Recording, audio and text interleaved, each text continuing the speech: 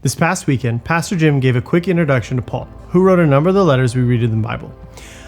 If you didn't hear it, I hope you'll go back and give it a listen on YouTube, Mech's website, or the Mech app. One of the descriptions of Paul that Pastor Jim used was a teacher or coach.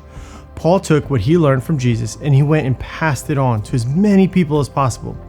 One of the churches he specifically mentored was the church in Corinth, and we can eavesdrop on all he told them through 2 letters he wrote them that are found in the New Testament of the Bible.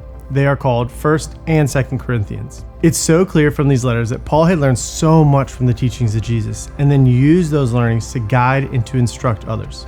In the Christian faith, that paints a beautiful picture of discipleship that is meant to be working in the church, creating opportunities for learning to grow more and more like Jesus, to be a continual student of the Bible, and then, as we grow in our faith, to help guide others.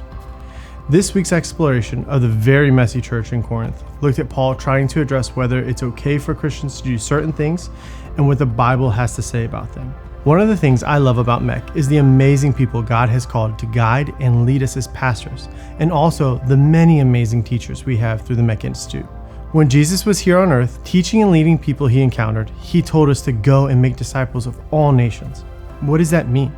It means that we are called to go out and teach as many people about Jesus as possible.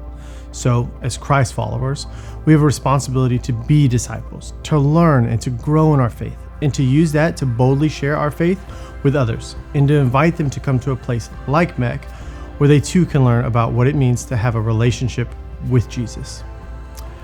I've really tried to take this call to heart, particularly over the past year.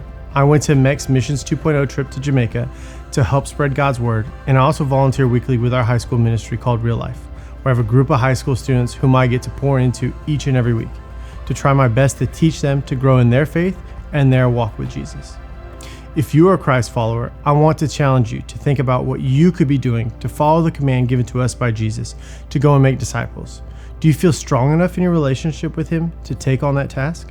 If not, maybe it would help to check out some of the classes offered through the Mech Institute. If so, where are you working right now to encounter people who don't already have a relationship with Jesus so that you can make an impact on their life?